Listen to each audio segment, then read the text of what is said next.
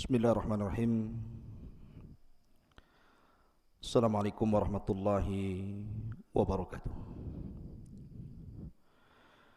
Alhamdulillah wassalatu wassalamu ala Rasulillah wa ala alihi wa sahbihi wa mawalah wa la hawla wa la quwata illa billahi wa ba'du. Alhamdulillah, di pagi hari ini Allah Subhanahu wa taala masih banyak memberikan nikmat kepada kita sehingga kita bisa melaksanakan salat subuh berjamaah. Kemudian kita ikuti dengan talabul ilmi walaupun lewat media. Dan pembahasan masih bicara tentang silsilah duka di negeri Palestina. Di mana di pagi hari ini kita akan membahas tentang sejarah hitam dan kelamnya bangsa Yahudi dari zaman ke zaman. Ma'asyiral muslimin yang dimuliakan Allah Subhanahu wa taala, ada beberapa poin sebelum saya menjelaskan tentang sejarah kelam bangsa Yahudi ini. Yang pertama, kalau cerita tentang Yahudi ataupun Bani Israel, tentu tidak semua Yahudi dan Bani Israel itu memiliki sejarah hitam dan kelam. Karena di antara mereka ada mukmin yang saleh dan juga ada orang-orang yang fasik dan zalim. Dan itu digambarkan dalam beberapa ayat dalam Al-Quran, di antaranya surah As-Sajdah ayat 23-24. Walaqad atayna Musal kitaba fala takun fi miryatin min liqa'i wa ja'alnahu hudan li bani Israil wa ja'alna minhum a'immatan yahduna bi amrina lamma sabaru wa kanu bi ayatina yuqinun. Dan sungguh telah kami anugerahkan kitab Taurat kepada Nabi Musa, maka janganlah engkau wahai Muhammad ragu-ragu untuk menerima Al-Quran. Dan kami jadikan kitab Taurat petunjuk bagi Bani Israel, dan kami jadikan di antara mereka para pemimpin-pemimpin yang memberikan petunjuk dengan perintah kami selama mereka bersabar dan mereka mengimani ayat-ayat kami. Dalam ayat ini bahwa tidak semua Bani Israel memiliki sejarah kelam. Ada pemimpin-pemimpin Bani Israel yang memberikan petunjuk kepada manusia karena perintah Allah Azza wa Jalla. Tapi lihat dalam surah An-Nisa ayat 160 sampai 162. Allah Subhanahu wa taala mengatakan, fa bidzulmin minal ladzina hadu harramna 'alaihim thayyibatin uhillat lahum wa bisaddihim an sabilillahi katsira wa akhdhihimur riba wa qad nuhu anhu wa aqlihim amwalan nasi bil batil wa a'tadna lil kafirina minhum adzaban alima. Karena kezaliman orang-orang Yahudi, kami haramkan bagi mereka makanan yang baik-baik yang dulu pernah dihalalkan kepada mereka. Dan karena mereka sering menghalangi manusia dari jalan Allah, dan karena mereka menjalankan riba padahal sungguh mereka telah dilarang darinya, dan karena mereka memakan harta dengan cara yang tidak sah alias batil, dan kami sediakan untuk orang-orang kafir di antara mereka adab yang sangat pedih. Maka dari dua ayat ini menunjukkan bahwa tidak semua Yahudi ataupun Bani Israel jahat, tidak. Ada orang-orang baik di antara mereka. Ini yang pertama. Yang kedua, akan tapi secara umum Bani Israel yang lama, maksudnya Bani Israel tempo dulu, rata-rata mereka adalah orang-orang yang kufur dan bermaksiat kepada Allah Azza wa Jalla. Artinya sedikit sekali di antara mereka yang tidak kufur. Makanya Allah Subhanahu wa taala menyebutkan dalam surah Al-Maidah ayat 66, "Walau annahum aqamut Taurata wal Injil wa ma unzila ilaihi mir rabbihim la akalu min fawqihim wa min tahti arjulihim minhum ummatan muqtasidatun wa katsirum minhum sa'a ma ya'malun." Dan sekiranya mereka sungguh-sungguh menjalankan hukum Taurat dan Injil serta Injil dan Al-Quran yang turun kepada mereka dari Tuhannya, niscaya mereka akan mendapatkan makanan dari atas mereka dan dari bawah kaki mereka. Di antara mereka ada sekelompok yang jujur dan taat, dan kebanyakan di antara mereka sangat buruk apa yang mereka lakukan. Dari sini juga ada kaidah bahwa Bani Israel kebanyakan kufur. Ada di antara mereka yang baik, tapi kebanyakan mereka bermaksiat kepada Allah Subhanahu wa ta'ala. Itu ditunjukkan juga dalam surah yang lain, surah Al-Imran 110, "Walau amana ahlul kitabi lakana khairan lahum minhumul mu'minuna wa aktsaruhumul fasikun." Kalaulah ahlu kitab, maksudnya Yahudi dan Nasrani, itu beriman, tentu itu lebih baik bagi mereka. Tetapi sebagian mereka beriman dan kebanyakan mereka fasik. Ini kaidah yang kedua. Yang ketiga, bahwa permusuhan orang-orang Yahudi pada kita kaum muslimin itu permusuhan yang mustamir. Wa anna adawatahum daim, artinya permusuhan ini tidak mungkin dihentikan. Sehebat apapun negara-negara Islam untuk menghentikan kekejaman Israel kepada Palestina atau kekejaman Yahudi kepada orang-orang yang beriman, itu tidak bisa dihentikan. Karena memang Al-Quran yang mengatakan seperti itu. Disebutkan dalam surah Al-Baqarah 217, "Wala yazaluna yuqatilunakum hatta yaruddukum an dinikum in istata'u." Dan mereka akan senantiasa memerangi kalian sampai kalian keluar dari agama kalian sebisa mereka. Dan juga Allah mengatakan, "Wala tarda ankal yahudu wala nasara hatta tattabi'a millatahum." Tidak akan redha selamanya. Lan di sini yufidu ta'bid, artinya selamanya orang-orang Yahudi itu dan Nasrani tidak akan ridha kepada kalian sampai kalian mengikuti agama mereka. Artinya kita tidak heran kalau orang-orang Yahudi membantai kaum muslimin, memerangi kaum muslimin dengan seluruh kemampuan mereka, karena itu sudah dicantumkan dalam Al-Quranul Karim. Kemudian yang keempat, ma'asyiral muslimin yang dimuliakan Allah Subhanahu wa taala, bahwa Allah mengisyaratkan dalam Al-Quran, Allah mengisyaratkan dalam Al-Quran bahwa akan terjadi kehinaan dua kali, kehancuran dua kali bagi bangsa Yahudi. Dan itu disebutkan dalam surah Al-Isra ayat 4. Allah mengatakan, "Wa qadayna ila bani Israila fil kitabi latufsidunna fil ardi marrataini wa la ta'luwanna uluwan kabira." Dan kami telah pastikan kepada Bani Israel yang tercatat dalam Alkitab Al-Quran bahwa mereka akan merusak di bumi dua kali, dan mereka akan dihinakan juga dua kali.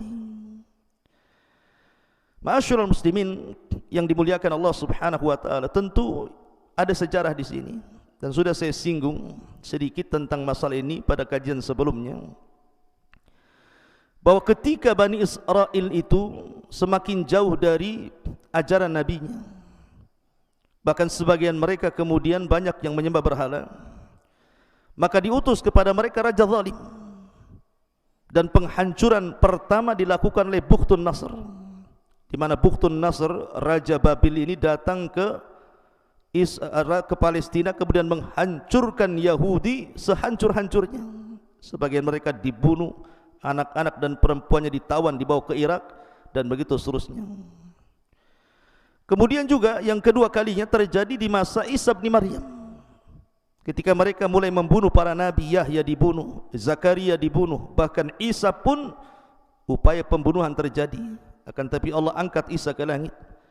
Maka didatangkan kepada mereka orang-orang Romawi, orang Romawi ini kemudian kembali menjajah Bani Israel sampai akhirnya mereka terhina 2 kali. Ini satu penafsiran. Ada yang mengatakan bahwa kehinaan Bani Israel atau orang-orang Yahudi itu terjadi di zaman Rasul. Ketika Bani Qunaiqah terusir dari Madinah, kemudian Bani Nadir terusir dari Madinah, kemudian Bani Quraidah terusir dari Madinah, terakhir mereka berkumpul di Khaybar. Dan Nabi SAW berhasil mengalahkan orang-orang Khaybar. Maka dari sini orang-orang Yahudi akan terus terhina. Makanya di zaman Umar bin Khattab, Persia dikuasai sampai ke Baitul Maqdis. Kemudian terulang di zaman Salahuddin Al-Ayyubi, juga terulang lagi Baitul Maqdis dikuasai kaum muslimin. Dan kelak di akhir zaman orang-orang Yahudi pun akan dihinakan oleh Al-Mahdil Muntadhar Muhammad ibn Abdullah rahimahullahu ta'ala. Ma'asyiral muslimin yang dimuliakan Allah Azza wa Jalla. Kemudian yang nomor 5, Allah Subhanahu wa ta'ala mengatakan dalam surah Al-Imran ayat 111, lan yadhurrukum illa adha wa yuqatilukum yuwallukumul adbar thumma la yunsarun.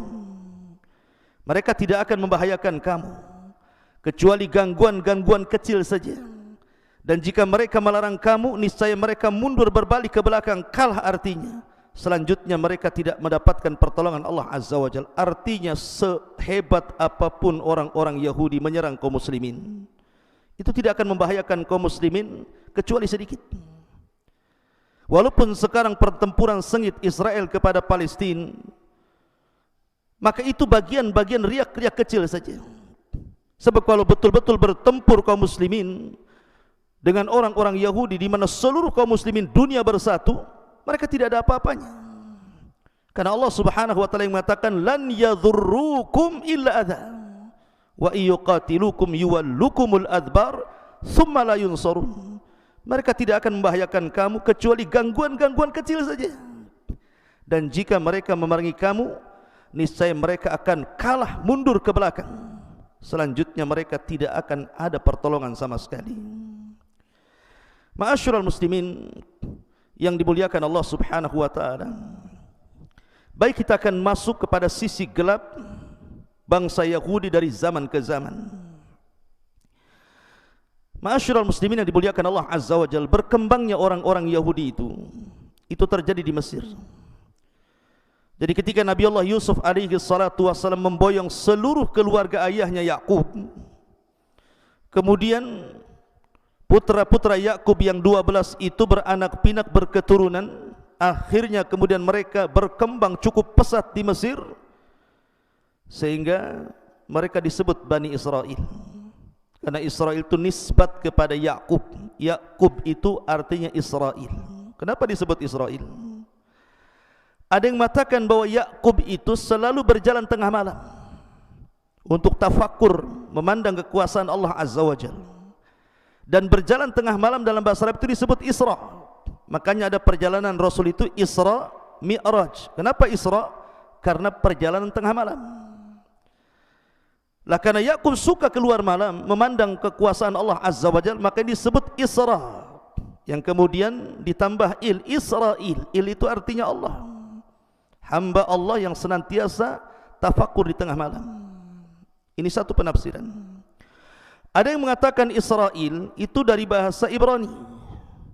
Il itu Allah, Isra itu artinya hamba Allah, jadi Abdullah.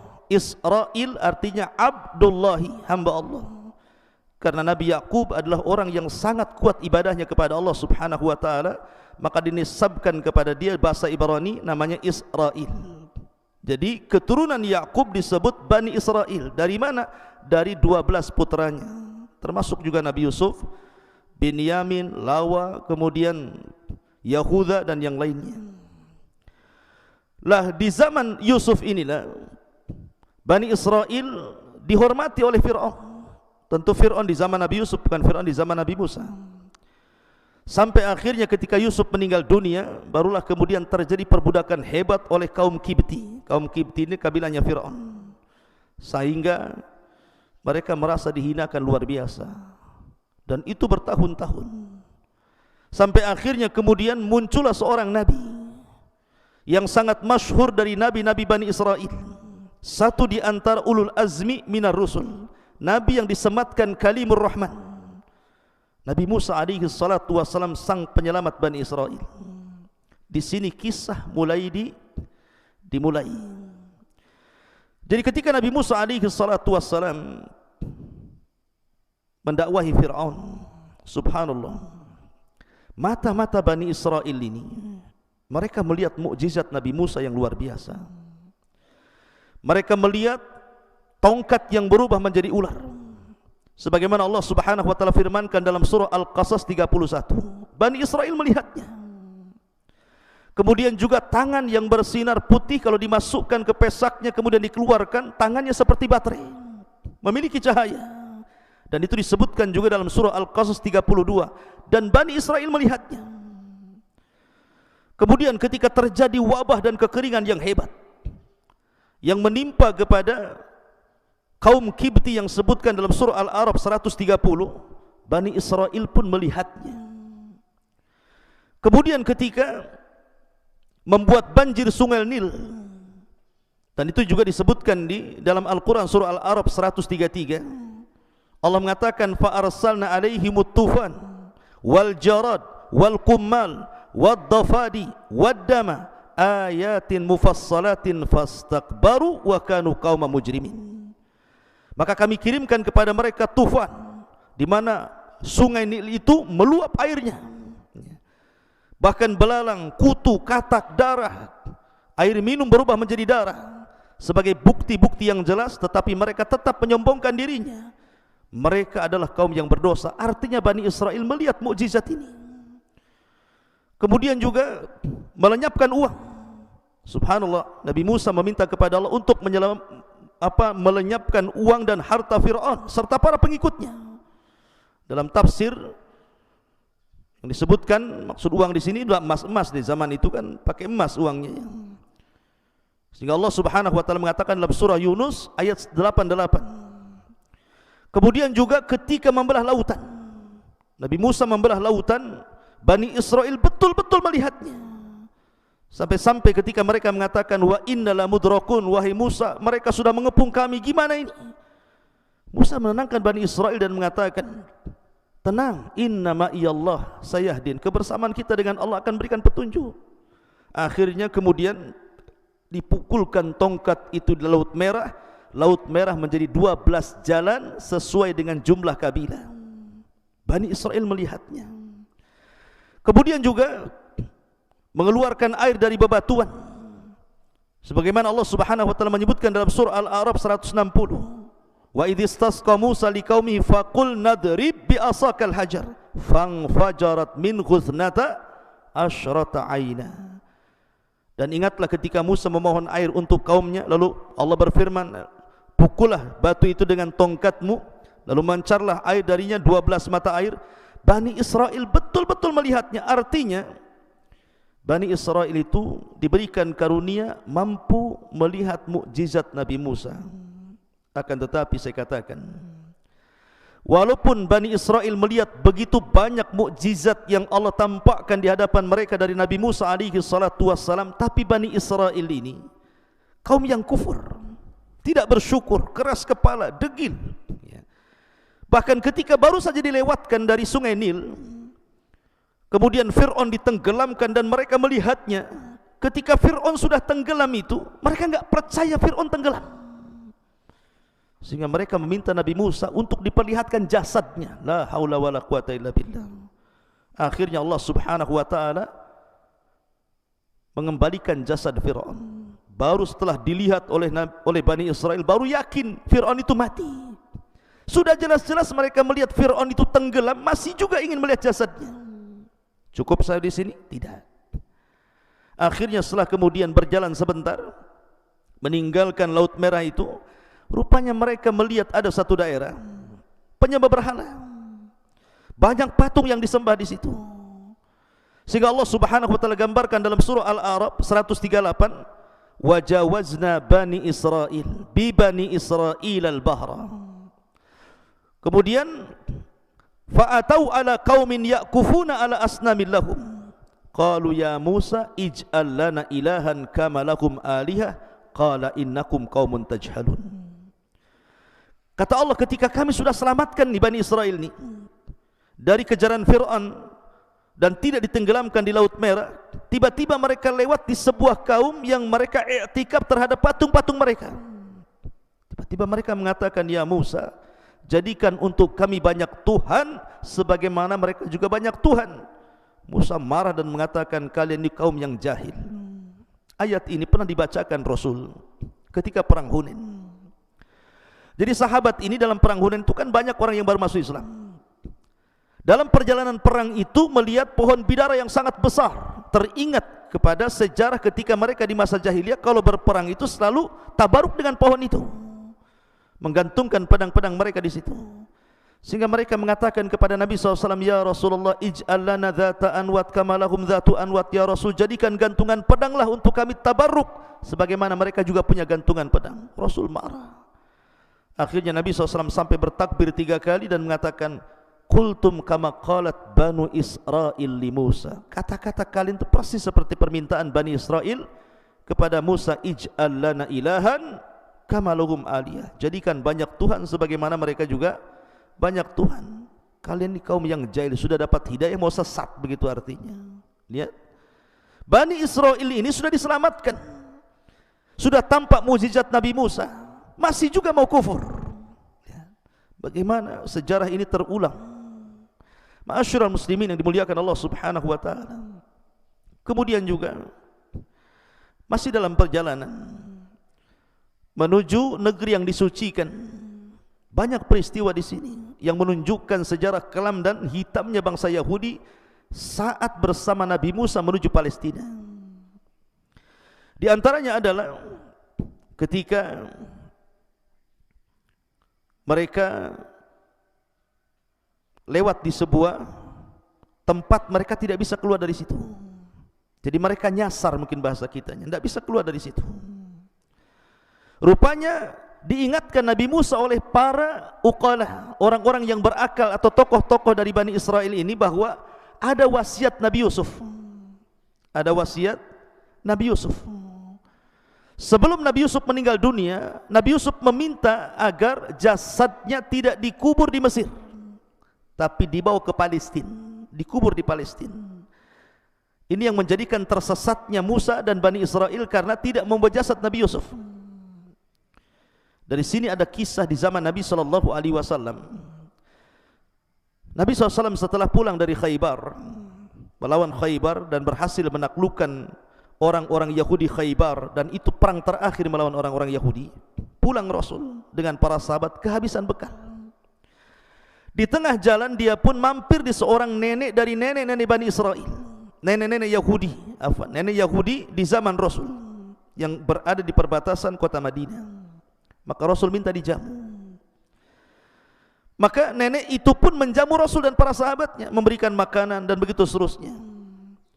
Tiba-tiba kemudian Nabi SAW mengatakan, ingat bahwa Nabi itu tidak pernah melupakan kebaikan orang. Sekecil apapun kebaikan, pasti Nabi akan mengingatnya dan akan membalasnya. Makanya Nabi SAW mengatakan, nek, kau sudah berbuat baik kepadaku, sekarang kira-kira timbal balik dari kebaikanmu itu apa? Maka nenek ini mengatakan, ya Muhammad, saya tidak ingin apapun kecuali berikan pembantu kepadaku, biar aku tidak bekerja keras. Yang kedua, berikan unta kepadaku supaya aku tidak jalan kaki, aku punya kendaraan. Kemudian yang ketiga, berikan kalban yahrusu ghanami, anjing yang bisa menjaga ternak-ternakku. Kemudian berikan ini itu macam-macam. Heran Rasul, ini kebaikan secuil tetapi balasannya minta banyak. Maka Nabi SAW mengatakan kepada nenek Yahudi ini, nek, kata Nabi SAW, lemahkah dirimu untuk seperti nenek di zaman Bani Israel? Lemahkah dirimu wahai nek untuk seperti nenek di zaman Bani Israel? Sahabat heran, apa maksudnya Rasulullah ini? Maka Nabi SAW menceritakan, dahulu Nabi Musa pernah tersesat bersama Bani Israel karena tidak membawa jasadnya Nabi Yusuf. Dan tidak ada yang tahu kuburan Nabi Yusuf kecuali seorang nenek dari Bani Israel. Akhirnya kemudian Nabi Musa pun mendatangi nenek itu. Kemudian kata Nabi Musa, wahai nenek, tunjukkan di mana kuburan Nabi Yusuf. Nenek itu mengatakan, ya Nabi Allah, bisa saja aku tunjukkan di mana kuburannya, tetapi tidak semudah itu, ada imbalannya. Kata Nabi Musa alaihi salatu wasalam, apa imbalannya? Maka nenek itu mengatakan, an akuna ma'aka fil jannah, jadikan aku temanmu di sorga. Nabi Musa kaget, hanya menunjukkan di mana kuburan Nabi Yusuf, permintaannya sebagai timbal baik kebaikannya supaya dia menjadi teman Nabi Musa di sorga. Sorga bukan milik Nabi Musa. Nabi Musa terdiam sampai akhirnya Jibril datang mewahyukan kepada Nabi Musa bahwa nenek itu pantas mendapatkan itu. Akhirnya ditunjukkanlah kuburan Nabi Yusuf, kemudian digali karena jasad Nabi tidak mungkin dimakan tanah, masih tetap utuh. Akhirnya kemudian dibawalah jasadnya Nabi Yusuf menuju Palestina. Lihat bagaimana wanita di zaman Rasul hubbud dunya, sangat mencintai dunia, padahal orang sudah tua itu lebih dekat kepada akhirat dibandingkan kepada dunia. Ma'asyiral muslimin yang dimuliakan Allah Subhanahu wa taala. Kemudian juga setelah Nabi Musa alaihi salatu wasallam terus berjalan, di antara peristiwa-peristiwa dalam perjalanan itu, ketika Nabi Musa alaihi salatu wassalam diuji oleh Allah Subhanahu wa taala tidak bisa keluar di padang pasir. Alasannya karena Bani Israel tidak bisa diajak kerjasama. Ketika mereka sampai di perbatasan Palestina, tinggal masuk saja ke Palestina lewat jalur Ariha, kota tertua di dunia. Tiba-tiba mereka takut dengan orang-orang Kan'aniyun, penduduk asal Arab yang sudah tinggal di Palestina sebelumnya. Sehingga kemudian mereka mengatakan kepada Nabi Musa alaihi salatu wassalam, karena lancang, lihat lancangnya Bani Israel, orang-orang Yahudi ini, idhab anta wa rabbuka faqatila inna hahuna qaidin. Wahai Musa, kalau kau ingin mengajak perang kami tidak sanggup, sudah lelah kami berjalan. Kalau kau ingin perang sana sendiri, ajak Tuhanmu berperang berdua, biar kami nonton di sini siapa yang kalah siapa yang menang. Dari situlah Allah Subhanahu wa taala turunkan azab kepada Bani Israel. Ketika mereka berada di padang pasir, disebar kabut di mana-mana, sehingga mereka tidak bisa keluar dari negeri itu. Bayangkan, kabut di mana-mana. Setiap mereka berjalan ke sana, balik lagi ke sini. Makanya Allah Subhanahu wa taala menyebutnya dalam Al-Qur'an sebagai Ardut-Tih, negeri linglung. Mereka dilinglungkan, tidak bisa keluar dari situ. Bayangkan, itu padang pasir. Tidak ada tanaman, tidak ada air, tidak ada tumbuh-tumbuhan, betul-betul padang pasir kering kerontang. Kalau seandainya bukan karunia Allah, mereka bisa mati kelaparan. Tetapi Bani Israel ini degil. Mereka datang kepada Nabi Musa meminta makanan yang turun dari langit, ma'idatan minas sama. Ditolak Nabi Musa? Tidak. Nabi Musa tidak menolaknya. Nabi Musa justru mengabulkannya. Akhirnya Nabi Musa alaihi salatu wasallam berdoa kepada Allah Subhanahu wa taala. Dari situlah Allah Subhanahu wa taala tiba-tiba kemudian menurunkan dua makanan yang sangat lezat. Yang pertama disebut al-manna, yang kedua disebut salwa. Manna itu semacam madu, salwa itu semacam daging burung. Ada yang mengatakan roti yang ada daging di dalamnya, itu manna salwa. Dan itu sudah diletakkan Allah Azza wa Jalla di waktu mereka harus makan. Jadi kalau seandainya makan 3 kali, pagi, siang, sore, mereka tinggal ngambil saja. Kemudian mereka mengeluh kepada Nabi Musa, ya Musa, tidak ada pohon, kami panas. Akhirnya Nabi Musa alaihi salatu wasallam berdoa, kemudian didatangkan awan di kepala mereka. Awan ini menaungi mereka dari panas matahari. Kemudian mereka mengatakan, ya Musa, kami haus. Akhirnya Nabi Musa alaihi salatu wassalam memukulkan tongkat di batu, kemudian terpancar 12 mata air. Wa idhistasqa Musa liqaumihi faqul nadrib bi asakal hajar fanfajarat min khuthnata asyrata aina. Kenapa tidak satu mata air untuk rame-rame? Kenapa mesti 12? Karena Bani Israel itu satu kabilah dengan kabilah yang lainnya bermusuhan. Makanya Allah mengatakan apa? Tahsabuhum jami'an wa qulubuhum syatta. Kau lihat mereka bersatu. Tidak, orang Yahudi itu mereka bercerai-berai di antara mereka. Makanya biar tidak ribut, dibuat masing-masing mata air. Kabilah Benyamin sendiri, kabilah Yusuf sendiri, kabilah Yahuda sendiri, kabilah Lawa sendiri, dibuat masing-masing. Karena mereka terkenal suka bertikai. Lama mereka diberikan nikmat oleh Allah Subhanahu wa taala seperti itu. Tapi apa yang terjadi?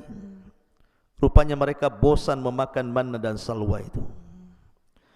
Akhirnya kemudian karena bosannya memakan manna dan salwa, maka mereka pun meminta kepada Nabi Musa alaihi salatu wassalam untuk makan makanan yang lain.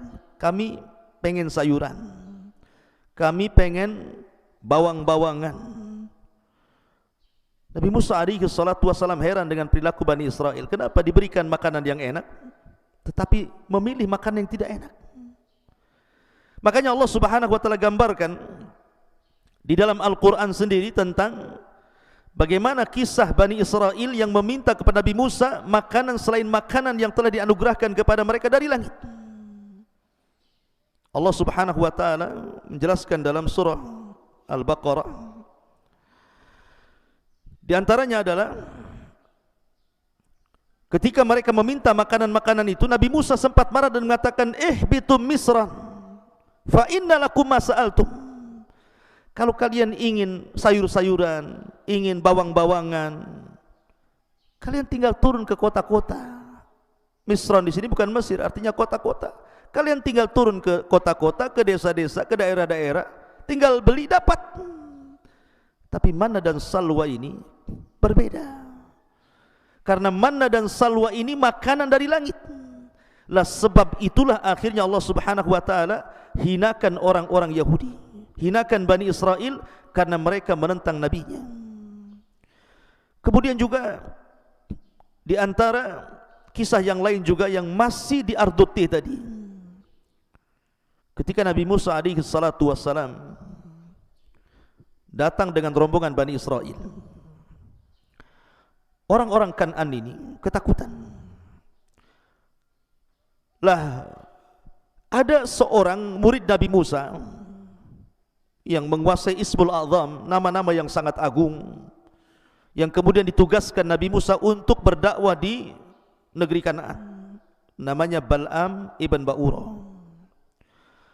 Lah orang-orang Jabbariyun ini, orang-orang Kan'an ini datang kepada Bal'am dan mengatakan, ya Bal'am, Nabi Musa datang dengan pasukan Bani Israel hendak menyerbu kami. Sebaiknya kau berdoa kepada Allah Azza wa Jalla untuk kehancuran mereka. Bal'am ini ulama Bani Israel, dan dia orang soleh Bani Israel, bukan orang biasa. Bal'am tidak mau pada awalnya, tapi karena setiap hari didatangkan harta, didatangkan jabatan macam-macam, akhirnya luluh juga hatinya. Kemudian dia berdoa kepada Allah Subhanahu wa taala untuk mendoakan kecelakaan Nabi Musa. Tetapi setiap dia berdoa kecelakaan kepada Nabi Musa, kecelakaan itu justru menimpa kepada kaum Kan'an. Sampai orang-orang mengatakan, ya Bal'am, kami suruh kau mendoakan kejelekan kepada mereka, kenapa kau berdoa kejelekan untuk kami? Maka Bal'am mengatakan, khasirat dunya wal akhirah, sungguh telah rugi duniaku dan akhiratku. Sudah hilang duniaku, sudah hilang pula akhiratku. Karena sudah terlanjur, dalam bahasa kita mungkin ya sudah basah mandi sekali. Akhirnya Bal'am mengatakan kepada orang-orang, sediakan gadis-gadis terbaik kalian, goda Bani Israel. Kalau satu di antara orang pilihan Nabi Musa tergoda dengan gadis kalian, itu sudah cukup. Akhirnya kemudian disuruh jualan, masuk ke tenda-tenda. Rupanya satu di antara orang Nabi pilihan Nabi Musa alaihi salatu wassalam tergoda pula dengan wanita ini.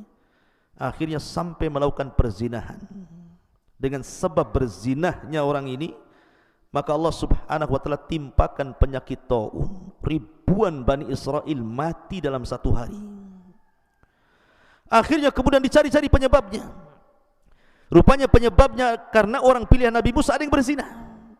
Maka diutuslah seseorang untuk membunuh orang itu, masuk ke dalam tendanya, kemudian dilihat dia sedang berzina, ditombak dari punggungnya menancap sampai ke perut wanitanya, kemudian dibawa kayak sate ke luar tenda sambil mengacungkan ke langit dan mengatakan, hakadha liman asak, jazaan liman asak, beginilah balasan bagi orang yang telah bermaksiat kepadamu ya Rabb. Akhirnya kemudian wabah itu pun dihilangkan. Lihat bagaimana Bani Israel. Ma'asyiral muslimin yang dimuliakan Allah Subhanahu wa taala. Termasuk juga Nabi Musa alaihi salatu wasallam terfitnah di negeri ini oleh orang laki-laki yang sangat indah bacaan Tauratnya, menguasai qiraat Taurat, bahkan paling indah bacaannya, dan orang suka dengan suaranya. Siapa dia? Qarun. Qarun itu orang dekat Nabi Musa, memiliki suara indah, dan suka manusia kepada Qarun karena bacaan Taurat yang indah luar biasa. Awalnya Qarun ini diberikan rezeki, masih mau bayar zakat, masih sedekah. Tapi ketika betul-betul Allah bukakan kepada Qarun ini harta yang banyak, sombonglah dia. Lebih parahnya, dia memerintahkan seorang pelacur yang hamil untuk mengakui bahwa dia dihamili Nabi Musa. Terjadilah mubahalah di sini. Maka Nabi Musa marah, akhirnya berdoa kepada Allah, dan Allah perintahkan Nabi Musa untuk memerintahkan bumi menenggelamkan Fir'aun. Wa khasafna bihi wa bidarihil ardh. Akhirnya Allah tenggelamkan Qarun dan seluruh hartanya. Makanya ada istilah harta Qarun. Ma'asyiral muslimin yang dimuliakan Allah Subhanahu wa taala. Cukup sampai di sini kisahnya? Tidak. Masih banyak kisahnya. Ketika Nabi Musa alaihi salatu wassalam tidak bisa keluar dari Ardut Tih ini, makanya Nabi Musa kemudian membuat negara berbasis kota di dalam Ardut Tih itu. Tetapi namanya negara itu pasti harus ada undang-undang yang mengaturnya. Dan ketika itu belum turun Taurat kepada Nabi Musa. Musa itu hanya mengandalkan suhuf. Makanya Allah mengatakan, inna hadza lafi suhufil ula suhufi Ibrahim wa Musa. Jadi masih mengandalkan suhuf, belum ada Taurat. Maka Musa meminta kepada Allah untuk dibuatkan undang-undang kepada Bani Israel, dan Allah Subhanahu wa taala kabulkan. Musa disuruh keluar dari Ardut Tih menuju Bukit Saina. Ketika itu Musa mengatakan kepada Harun, pimpin Bani Israel, aku tidak lama, hanya 40 malam saja. Berkat Nabi Musa. Ketika 40 malam ini, rupanya 10 hari sebelum kepulangan Nabi Musa, Bani Israel kufur. Kenapa kufur? Rupanya ada orang munafik di zaman itu yang membuat patung anak sapi namanya Samiri. Samiri inilah yang kemudian memurtadkan sebagian besar Bani Israel. Karena ketika Bani Israel ini dari Mesir melintasi Laut Merah itu, sebagian mereka merasa terbebani dengan emas-emasnya, karena sebagian emas itu adalah emasnya milik kaum Kibti. Sebagian mereka upah tapi belum bekerja, ada yang juga yang pinjam, dan itu diharamkan dalam syariat Nabi Musa, sehingga mereka membuang emas-emas di lautan. Lah Samiri ini berjalan di belakang, dia kutip emas-emas itu. Makanya dari emas-emas itulah akhirnya Samiri membuat patung sapi. Dan Samiri ini ketika itu sangat dekat jaraknya dengan Nabi Musa. Ketika Nabi Musa tiba-tiba di sampingnya ada orang yang berbaju putih, tiba-tiba memerintahkan sesuatu, kaget Samiri. Kenapa pula Nabi Musa diperintah-perintah orang? Nabi Musa, Samiri sudah mulai curiga ini. Jangan-jangan itu malaikat. Ya, memang itu malaikat Jibril. Ketika Nabi Musa hendak memukulkan lautnya supaya rapat, kata Jibril, tunggu dulu, sampai Fir'aun di tengah lautan. Baru setelah kemudian Fir'aun di tengah-tengah, kata Jibril, pukulkan sekarang. Baru dipukulkan, rapatlah lautan, tenggelamlah Fir'aun. Musa ini memperhatikan orang yang berbaju putih itu. Ketika orang berbaju putih dinaik kuda putih, diperhatikan tempat pijakannya. Setiap dia memijak, diambil pasirnya, memijak, diambil pasirnya. Dan ingat bahwa simbol kematian itu kambing dan simbol kehidupan itu kuda. Makanya ketika penduduk sorga masuk ke dalam sorga dan penduduk neraka itu masuk ke neraka, maka ji'a bil maut, didatangkan kematian dalam bentuk kambing gibas, kemudian disembelih oleh Allah, kemudian diserukan kepada penduduk sorga, la mautalakum khuludun la mautalakum, dan disuruhkan kepada neraka juga khuludun la mautalakum. Di sini Allah simbolkan kematian dengan kambing gibas. Maka simbol kehidupan adalah kudanya Jibril. Makanya ketika Samiri kemudian membuat patung anak sapi itu, kemudian dimasukkan tuh pasir bekas pijakan kaki kuda Jibril ke mulut patung anak sapi itu, tiba-tiba lahu khuar, mengeluarkan suara, hidup tapi bisa bergerak, tidak bisa bergerak tetapi bisa bersuara. Dari situ kata Samiri kepada Bani Israel, lihat bagaimana Musa jauh-jauh ke Bukit Saina cari Tuhannya pada Tuhannya di sini. Maksudnya patung anak sapi. Dari situ akhirnya sebagian besar Bani Israel murtad. Musa diwahyukan Jibril tentang murtadnya Bani Israel, bergegas dia balik. Ketika dia balik betul-betul sudah murtad sebagian besar mereka. Maka dia marah kepada Harun, ditariknya janggutnya, ditariknya kepalanya, kemudian mengatakan, apakah engkau hendak memecah belah Bani Israel? Kata Harun, ya Musa, aku tidak seperti dirimu, kau kuat, Bani Israel takut, aku lemah, mereka mengancam hendak membunuhku, aku hanya bisa menasihati tapi tidak bisa melarang mereka.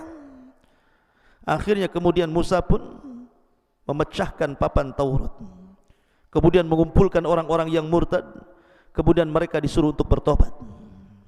Dan Allah Subhanahu wa taala gambarkan, faqtulu anfusakum, tobat kalian, kalian harus membunuh diri-diri kalian. Ketika itu mereka tidak mau. Bagaimana membunuh diri-diri mereka dengan pisau-pisau gitu kan? Karena mereka tidak mau, maka Musa marah, kemudian berdoa kepada Allah Subhanahu wa taala, diangkatnya bukit Tur di atas kepala mereka. Ketika bukit Tur di atas kepala mereka, Musa mengatakan, kalian mau bertobat atau bukit ini kami timpakan kepada kalian, mati juga. Ya. Akhirnya mereka memilih untuk mati bertobat, dan bukit Tur dikembalikan kepada asalnya. Mereka pun saling membunuh di antara mereka, dan itu bentuk tobatnya. Lihat bagaimana kedegilan Bani Israel, ditinggal 40 malam bisa kufur. Ya. Ma'asyiral muslimin yang dimuliakan Allah Subhanahu wa taala. Kemudian juga peristiwa yang lain yang terjadi selama perjalanan Nabi Musa alaihi salatu wassalam, ketika orang-orang ingin mendengar kalam Allah.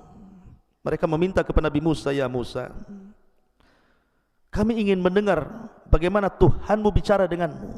Karena Nabi Musa itu disebut kalimullah, Nabi yang suka berdialog dengan Allah. Akhirnya Nabi Musa kabulkan, ayo, tapi ikut saya ke Bukit Saina. Akhirnya Musa pun berangkat duluan, dan mereka belakangan. Sesampainya Nabi Musa di Bukit Saina itu, Nabi Musa berdialog dengan Allah. Suaranya terdengar, karena ketika itu banyak kabut. Suaranya terdengar oleh Bani Israel yang ada di belakangnya. Jadi sengaja Allah memperdengarkan suaranya kepada Nabi Musa dan kepada Bani Israel, 70 pilihan Bani Israel yang ikut di belakangnya. Tapi karena ada terhalang kabut, mereka hanya bisa mendengar dialognya Musa dengan Rabbnya, Allah Subhanahu wa taala. Setelah kabut itu hilang, akhirnya mereka pun masih kurang yakin. Sampai-sampai mereka mengancam Nabi Musa dan mengatakan, lan nu'mina laka hatta narallaha jahrah. Wahai Musa, kami belum yakin sampai kami melihat Tuhanmu.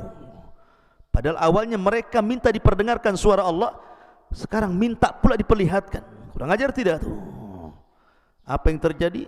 Maka Allah mengatakan, fa akhadathhumus sa'iqatu wa antum tanzurun. Allah kirim petir sehingga mereka semua mati. Setelah kemudian mereka mati, Allah hidupkan kembali. Baru mereka sadar bahwa permintaan itu mustahil. Bagaimana mungkin Allah bisa dilihat? Tapi lihat bagaimana degilnya Bani Israel kepada nabinya. Sampai sedemikian rupa mereka meminta permintaan kepada Nabi Musa alaihi salatu wassalam. Ma'asyiral muslimin yang dimuliakan Allah Azza wa Jalla, bukan itu saja. Nabi Musa itu punya kebiasaan kalau mandi sendiri, tapi kalau Bani Israel mandi itu bareng-bareng di sungai. Sama dengan orang kampung ya, zaman dulu itu kalau mandi kan rame-rame itu di sungai. Sehingga mereka menuduh Nabi Musa itu punya cacat di badannya. Makanya Nabi SAW bersabda, yarhamullahu Musa qad udhiya bi akthar min hadza fasabar. Sungguh Allah merahmati Nabi Musa, banyak kali ujian Nabi Musa itu, tapi dia sabar. Difitnah kehormatannya Bani Israel. Musa itu jangan-jangan badannya banyak penyakitnya, ada lepranya atau apa gitu ya.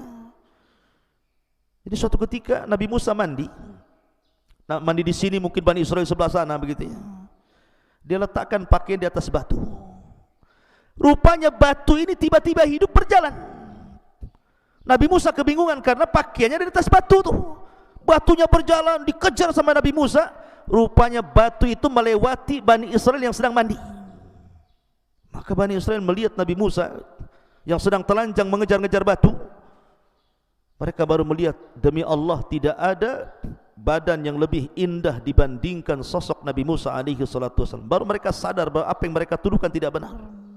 Lihat, sampai mereka mencacati kehormatan Nabi Musa alaihi salatu wassalam. Ma'asyiral muslimin yang dimuliakan Allah Subhanahu wa taala. Kemudian juga ketika Musa alaihi salatu wassalam meninggal dunia, kemudian juga sebelumnya Harun alaihi salatu wassalam meninggal dunia di negeri Ti, maka 40 tahun setelahnya datang generasi kedua, generasi terbaru dan pemimpin yang baru, Yusha ibn Nun, dan berhasil masuk ke negeri Ariha dan mengalahkan Ardu Kan'an sampai menguasai Baitul Maqdis. Ketika Nabi Yusha ibn Nun meminta kepada Bani Israel untuk masuk dengan cara ruku, menundukkan pandangan sebagai bentuk syukur kepada Allah Azza wa Jalla, kemudian mengucapkan hittah. Hittah itu artinya, ya Allah ampuni dosaku. Apa yang terjadi? Mereka tidak mau menundukkan pandangan, justru mereka berjalan dengan cara berbalik, mundur begitu. Kan menghina namanya. Bukan hanya itu saja, disuruh mengucapkan hittah malah hintah. Kalau hittah itu, ya Allah saya minta ampun dari dosa-dosaku. Kalau hintah itu, ya Allah berikan makanan kepadaku. Bayangkan, orang suruh minta ampun malah minta makan. Nah, inilah Bani Israel. Semua nabi yang dikirim ditentang dia. Makanya wajar kalau Allah mengatakan fariqan kadzabtum wa fariqan taqtulun. Sebagian kalian ada yang mendustakan para nabi, sebagian kalian ada yang membunuh para nabi. Ma'asyiral muslimin yang dimuliakan Allah Azza wa Jalla. Bahkan ketika kemudian Yusha ibn Nun meninggal dunia, kemudian Palestina ini dikuasai oleh Jalut. Akhirnya mereka meminta kepada nabi yang terakhir, nabi yang memimpin mereka namanya Samuel. Itu nabi terakhir itu, yang memimpin Bani Israel di masa hukum Qudot namanya. Mereka datang kepada Nabi Samuel dan mengatakan, ya Nabi Allah, kami sudah bosan dipimpin para nabi, kami ingin dipimpin para raja, biar kami bisa jaya kembali. Tolong pilihkan raja untuk kami. Akhirnya Nabi Samuel ini memilihkan Tolut. Tolut ini orang miskin, lama wajah, tidak punya harta, tidak punya kehormatan. Sudah dipilihkan seorang nabi, tidak mungkinlah nabi memilih sembarang. Mereka mengatakan, ya Nabi Allah, kenapa mesti Tolut? Kenapa nggak ada orang lain? Raja itu kan harusnya kuat, harusnya punya kecerdasan, harusnya punya harta yang banyak. Ini siapa Tolut ini? Kami tidak kenal dia. Tapi kemudian Samuel mengatakan, Tolut ini dilebihkan oleh Allah, dia pilihan Allah. Kemudian dilebihkan tenaganya, dilebihkan kecerdasannya. Memang tidak ada hartanya, tapi alamat bahwa dia akan menjadi raja kalian, nanti tabut akan sampai kepadanya. Karena tabut itu kan dicuri oleh orang Jalut, dan tabut ini adalah barang yang sangat diberkahi. Makanya Nabi Musa kalau perang itu selalu membawa tabut, dan kalau bawa tabut pasti menang. Lah tabut itu dicuri, makanya mereka lemah. Tiba-tiba betul Allah mengirim malaikat membawa tabut, dilayangkan di langit, persis diletakkan di depan Tolut. Baru mereka yakin Tolut raja mereka. Berangkatlah mereka jihad. Tolut membuat aturan di sini. Kalau kalian ingin perang bersama saya, nanti akan melewati sungai syariah. Di sungai syariah ini kalian tidak boleh minum banyak kecuali hanya satu tegukan saja. Kalau tidak, kalian tidak berhak menjadi pasukanku. Berangkatlah sampai di sungai syariah itu. Rupanya Karena mereka sudah berjalan lama lewat padang pasir, lembah, gunung, bukit, haus juga mereka. Ketika melihat air, banyak pula mereka minum, hanya sedikit yang meminum satu tegukan itu. Ada yang mengatakan jumlah mereka dari 80.000, sisanya hanya 4.000 yang ikut Talut. Yang 4.000 ini pun ketika kemudian melihat tentara Jalut yang besar-besar, yang banyak pasukannya, ciut juga. Akhirnya sebagian mereka lari tunggang langgang dan hanya tersisa 314 orang. Bayangkan, tinggal 314 orang aja, persis seperti tentara Badar. Ma'asyiral muslimin yang dimuliakan Allah Azza wa Jalla. Lah dari sinilah akhirnya Allah menangkan dengan terbunuhnya Jalut di tangan Nabi Allah Daud alaihi salatu wassalam, yang kemudian tampuk kepemimpinan jatuh kepada anaknya lagi namanya Nabi Allah Sulaiman. Dan ini kerajaan Bani Israel terkuat sepanjang sejarah, di mana Nabi Sulaiman memimpin kerajaan Bani Israel yang sangat kuat dan luar biasa. Ma'asyiral muslimin, ini sejarah kelam bangsa Yahudi zaman lampau sebelum kenabian Nabi sallallahu alaihi wasallam. Mari kita lihat beberapa akhlak orang-orang Yahudi dan berkaitan dengan zaman sebelum diutusnya Rasul, zaman di masa kenabian dan kerasulan Nabi sallallahu alaihi wasallam, dan di zaman setelahnya. Bagaimana akhlak mereka? Yang pertama, catatan hitam orang-orang Yahudi, dan itu tercantum semua dalam Al-Quran. Orang Yahudi itu syiddatul adawati lil mu'minin. Mereka sangat keras permusuhannya terhadap orang-orang yang beriman. Dan itu diisyaratkan dalam surah Al-Maidah 82. La tajidanna ashaddan nasi adawatan lil ladzina amanul yahuda wal ladzina asyraku. Sungguh engkau akan dapati manusia yang paling keras permusuhannya terhadap orang-orang yang beriman. Siapa? Orang-orang Yahudi dan orang-orang yang menyekutukan Allah Azza wa Jalla. Waktu firman muliakan Allah Subhanahu wa taala, kita lihat di zaman kerajaan Ashabul Ukhdud. Siapa rajanya Ashabul Ukhdud itu? Yaman, ada satu daerah namanya Najran. Rajanya Yahudi, namanya Dzunwas. Dzunwas inilah yang kemudian memaksakan orang-orang Nasrani Najran untuk masuk agama Yahudi. Kalau tidak mereka disiksa. Sampai akhir cerita, akhirnya turun surah Al-Buruj, di mana Dzunwas raja Najran ini membakar orang-orang yang beriman sebanyak 20.000. Lihat kekejaman orang-orang Yahudi kepada orang-orang yang beriman. Raja Dzunwas membakar 20.000 orang-orang yang beriman, sehingga Allah gambarkan wa ma naqam minhum illa an yu'minu billahil azizil hamid. Ma'asyiral muslimin yang dimuliakan Allah Azza wa Jalla. Kemudian di zaman Rasul ada orang Yahudi namanya Syath ibn Qais. Syath ibn Qais ini orang Yahudi ini yang menyulut hampir berperang orang-orang Khazraj dan juga Aus. Jadi orang-orang Khazraj dan Aus ini suatu ketika sedang duduk-duduk. Dulu kan bermusuhan nih, Khazraj dan Aus ini perang terus tuh. Tiba-tiba setelah keduanya masuk Islam, baik pula keduanya, saling berjabat tangan, saling berpelukan, saling bersaudara gitu. Lah orang-orang Yahudi tidak sedap melihat pemandangan seperti itu. Jadi datanglah Syath ibn Qais Yahudi ini, kemudian ikut duduk-duduk pula di tempat orang-orang Ansar ini, Khazraj dan Aus sedang berbincang-bincang. Tiba-tiba kemudian dia menceritakan tentang sejarah lama permusuhan dua kabilah ini. Karena asiknya bicara, terpancinglah orang-orang Khazraj dan Aus ini. Terpancing keduanya. Karena terpancing itulah akhirnya hampir-hampir kemudian keduanya berperang, sehingga dia mengatakan as-silahu silah, as-silahu silah. Ya. Tetapi kemudian sampailah perkara ini kepada Nabi sallallahu alaihi wasallam. Datang Rasul. Kemudian kata Nabi sallallahu alaihi wasallam, atad'unal jahiliyata wa ana baina adhurikum. Kenapa kalian bawa-bawa tradisi jahiliyah sementara aku berada di depan kalian? Lihat bagaimana orang Yahudi itu ngompor-ngompori supaya sesama kaum muslimin itu berperang. dan itu bentuk permusuhan yang luar biasa. Bahkan diceritakan oleh Ummul Mukminin Safiyah bintu Huyai ibn Akhtab yang belakangan menjadi istri Nabi. Safiyah ini bapaknya seorang raja, bapaknya seorang pemimpin kabilah, dan dia Yahudi bapaknya itu. Lah, Safiyah menceritakan dalam sebuah riwayat, saya ini anak yang paling dicintai bapakku dan juga paman-pamanku, namanya Abi Yasir.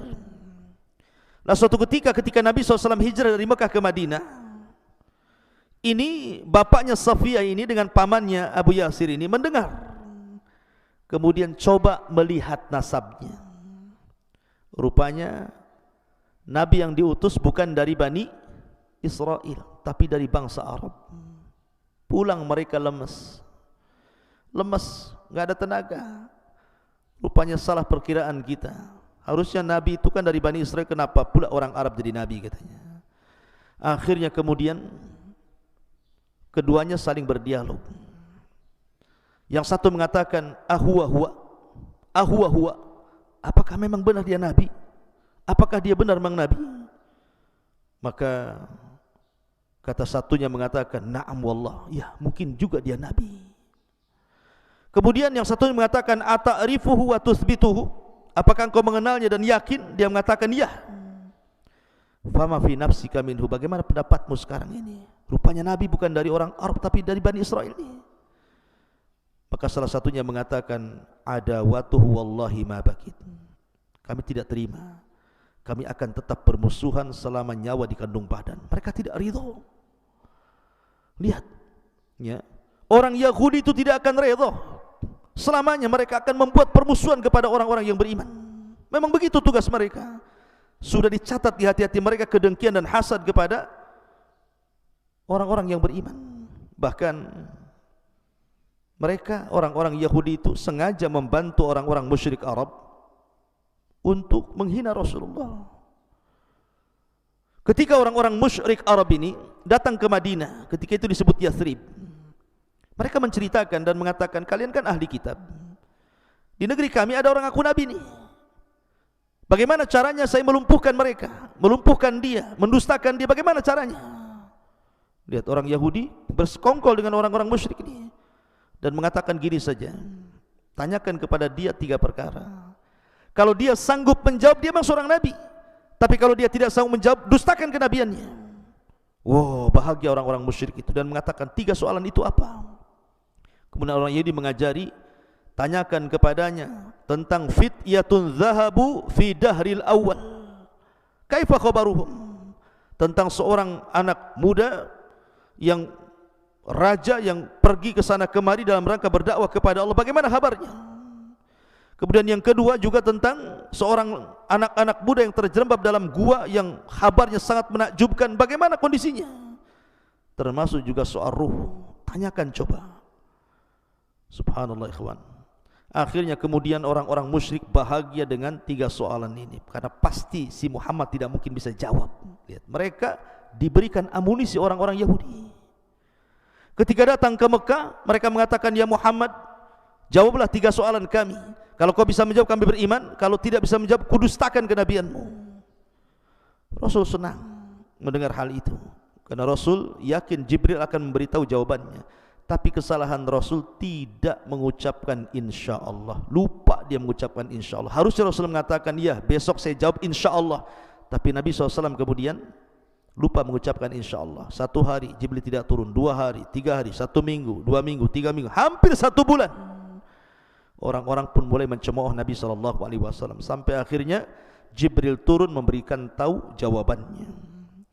Ma'asyiral muslimin yang dimuliakan Allah Subhanahu wa ta'ala. Kemudian juga kita lihat bahwa bagaimana upaya pembunuhan, permusuhan kepada Nabi sallallahu alaihi wasallam itu sampai dilakukan dengan cara upaya pembunuhan. Mereka datang kepada seorang penyihir handal di zaman itu, namanya Labid bin Asam, untuk menyihir Rasul. Berhasil. Makanya salah satu penyebab asbab nuzulnya Muawwidhataini itu dalam kisahnya Labid ibn Asam mencuri sisir Rasul. Di situ ada lilitan-lilitan rambut Rasul, dengan sebab bukhul itulah akhirnya Labid bin Asam berhasil menyihir Rasul. Ada yang mengatakan 6 bulan Rasul terkena sihir. Ma'asyiral muslimin yang dimuliakan Allah Azza wa Jalla. Bahkan sepulangnya Rasul dari Khaybar, Rasul diracun oleh seorang wanita namanya Zainab bintul Harith, wanita Yahudi, dan berhasil memakan sedikit racun yang dihidangkan dalam paha kambing itu. Dengan sebab itulah setelah bertahun-tahun dari peristiwa Khaybar, Nabi SAW baru bisa merasakan racunnya sehingga kepayahan. Ma'asyiral muslimin yang dimuliakan Allah Subhanahu wa taala, itulah permusuhan orang-orang Yahudi sejak zaman Rasul sampai hari ini, bahkan sampai kiamat dibangkitkan. Kemudian yang kedua, akhlak buruk mereka adalah qatlul anbiya'i war rusul. Mereka berusaha membunuh para nabi dan para rasul sejak zaman dulu. Bahkan disebutkan oleh para ulama sejarah, nabi-nabi yang dibunuh Bani Israel, disebutkan oleh Imam Ibnul Qayyim rahimahullahu ta'ala, annal yahuda fi yaumin wahid qatalu sab'ina nabiyan. Pernah Bani Israel itu, orang-orang Yahudi itu, dalam satu hari dia bunuh 70 nabi. Dalam satu hari 70 nabi dibunuh. Subhanallah, heran sekali. Dan itu di zaman Nabi Ilyas alaihi salatu wassalam. Bahkan masih kata-kata Imam Ibnul Qayyim rahimahullah ta'ala, bal qatalu asyara alaf nabi. Bahkan setiap hari ada saja nabi yang dibunuh, sampai jumlah mereka 10.000 nabi. 10.000 nabi dibunuh oleh orang-orang Yahudi. Lah di antara nabi-nabi yang dibunuh itu yang sangat masyhurlah kisahnya Nabi Yahya, dibunuh oleh orang-orang Yahudi dengan cara dipenggal kepalanya.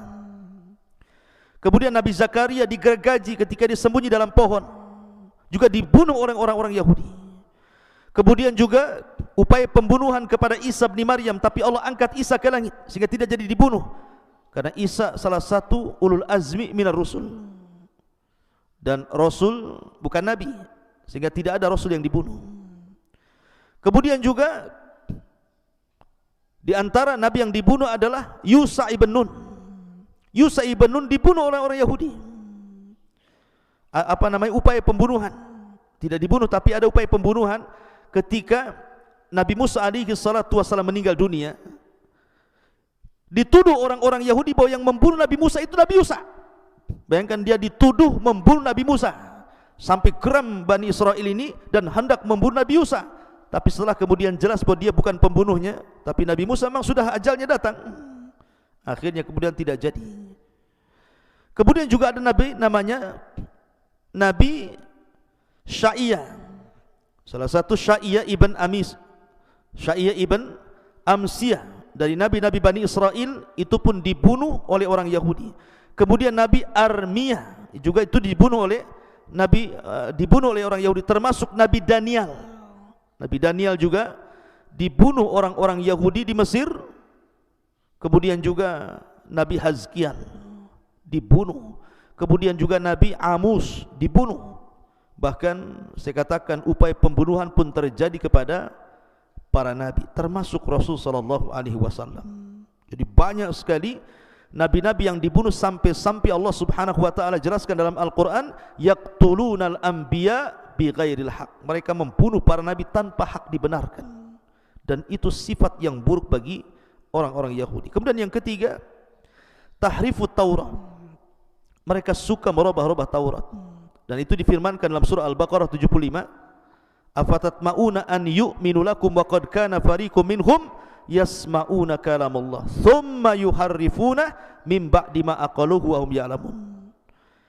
Maka apakah kamu wahai kaum muslimin sangat mengharap mereka akan percaya kepadamu, sedangkan segolongan dari mereka mendengar firman Allah lalu mereka mengubah-ubahnya setelah memahaminya, padahal mereka mengetahui? Itulah kebiasaan orang Yahudi merubah kitab-kitab suci. Ma'asyiral muslimin yang dimuliakan Allah Azza wa Jalla, salah satu kisahnya adalah disebutkan oleh Ibnu Jarir rahimahullahu ta'ala dengan sanad dari Ibn Zaid.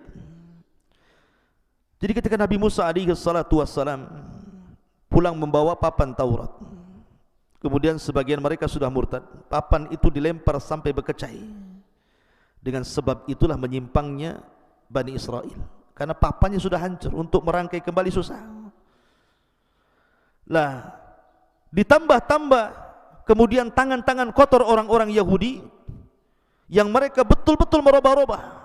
Contoh yang mudah saja, ketika terjadi perang Persia dan Romawi, kemudian Persia mengalahkan Romawi. Banyak orang-orang Yahudi yang tergabung di Romawi itu, mereka karena takut diperbudak akhirnya lari ke sana kemari meminta suaka. Salah satunya lari ke kota Madinah yang dulu disebut Yathrib. Lah, mereka berkeyakinan kenapa sampai di kota Madinah? Karena dalam perjanjian lama mereka bahwa di situ akan muncul seorang nabi. Sampai dalam mempelajari nabi yang akan muncul di akhir zaman itu, ya'rifunahu kama ya'rifuna abna'ahum. Mengenali nabi yang muncul itu lebih kenal dibandingkan anak-anak mereka. Tapi setelah datang nabi itu, apa yang terjadi? Mereka hapus nama Ahmad dan Muhammad dalam Taurat mereka. Yuharrifunal kalima ammawadi. Mereka merubah-rubah isi Taurat, tidak mengakui adanya kenabian Rasul sallallahu alaihi wasallam. Padahal kita dalam Islam sangat mengakui Isa sebagai nabi Nasrani dan Musa sebagai nabi Yahudi. Tapi mereka mengingkari nabi kita. Bahkan ada kisah di zaman Nabi SAW, ada tokoh Yahudi namanya Abdullah ibn Salam. Abdullah ibn Salam ini tokoh besar Yahudi di zaman itu di Madinah. Kemudian dia mengatakan, ya Rasulullah atau ya Muhammad, inni sa'iluka anil asya la ya'lamuha illa nabi. Oke Muhammad, saya akan bertanya 3 perkara. Kalau kau bisa menjawab, memang kau seorang nabi. Kemudian kata Rasul, apa pertanyaannya? Maka kata Abdullah ibn Salam ini, yang pertama, awal tanda-tanda kiamat itu apa? Yang kedua, makanan penduduk surga yang pertama dimakan itu apa? Yang ketiga, kalau bayi lahir, kenapa pula mirip bapak ibunya? Kemudian Rasul menjawab 1, 2, 3, dijawab oleh Rasul dan semua benar. Tiba-tiba Abdullah bin Salam mengatakan, asyhadu an la ilaha illallah wa asyhadu annaka rasulullah. Aku bersaksi bahwa tidak ada sembahan yang berhak disembah kecuali Allah dan engkau adalah utusan Allah. Masuk Islamlah Abdullah ibn Salam. Dia tokoh Yahudi besar. Kemudian Abdullah ibn Salam mengatakan, ya Rasulullah, panggillah orang-orang Yahudi, tanya mereka soal diriku sebelum kau habarkan keislamanku kepada mereka. Maka Rasul memanggil orang-orang Yahudi. Kemudian Abdullah bin Salam disembunyikan. Kemudian kata Nabi SAW, bagaimana menurut kalian tentang Abdullah bin Salam? Maka mereka memuji dan mengatakan, Sayyiduna wabnu Sayyidina, dia adalah tuan kami, anak dari tuan kami. Alimuna wabnu alimina, dia adalah orang yang paling alim di antara kami. Dia orang anak yang paling alim di antara kami. Dipujinya Abdullah bin Salam. Sudah dipuji, tiba-tiba keluar Abdullah bin Salam. Kemudian mengatakan, kata Abdullah bin Salam, asyhadu an la ilaha illallah wa asyhadu anna Muhammadar Rasulullah. Tiba-tiba setelah dia mengucapkan 2 kalimat syahadat di hadapan orang-orang Yahudi, berbalik pujian itu menjadi celaan. Safihuna wabnu safihina, dia orang jahil kami, anak dari orang jahil kami. Hakiruna wabnu hakirina, dia orang yang paling hina di antara kami, anak orang yang paling hina di antara kami. Subhanallah. Dicelanya Abdullah bin Salam. Begitulah mereka. Makanya kemudian Allah Subhanahu wa taala turunkan ayat ya, tentang masalah ini. Tentang masalah Abdullah bin Salam, sampai akhirnya orang-orang Yahudi ini mengatakan kepada Nabi sallallahu alaihi wasallam, "Oke Muhammad, sebenarnya malaikat siapa yang turun kepadamu memberikan wahyu kepadamu?" Kata Nabi SAW, "Jibril datang kepadaku." Ketika mendengar kalimat Jibril, marah mereka. "Oh, Jibril yang terlibat perang itu ya?" katanya. "Coba kalau kau katakan yang turun kepadamu bukan Jibril tapi Mikail yang membawa rizki kepada kami, kami beriman. Tapi karena yang menurunkan wahyu Jibril kepadamu, maka Jibril musuh kami. Kami tolak syariatmu."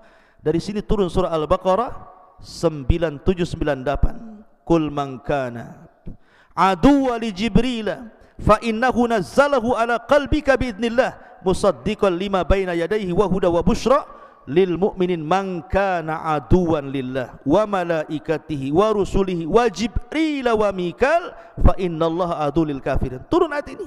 Barang siapa yang musuhi Allah, malaikatnya, rasulnya, Jibril, Mikail, maka dia adalah musuh Allah Subhanahu wa taala. Mereka lah musuh. Fa innallaha, sungguhnya Allah musuh bagi orang-orang kafir. Ma'asyiral muslimin yang dimuliakan Allah Subhanahu wa taala, banyak tentang akhlak-akhlak orang Yahudi, masa kelam dan gelap orang-orang Yahudi, karena waktu juga yang sangat sedikit. InsyaAllah kita akan lanjutkan di lain kesempatan, melanjutkan tentang sejarah hitam dan kelamnya bangsa Yahudi dari zaman ke zaman. Mudah-mudahan ada manfaatnya. Akhirnya saya tutup dengan kafaratul majlis. Subhanakallah bihamdika asyhadu an la ilaha illa anta astaghfiruka wa atubu ilaik. Allahu ta'ala. Assalamualaikum warahmatullahi wabarakatuh.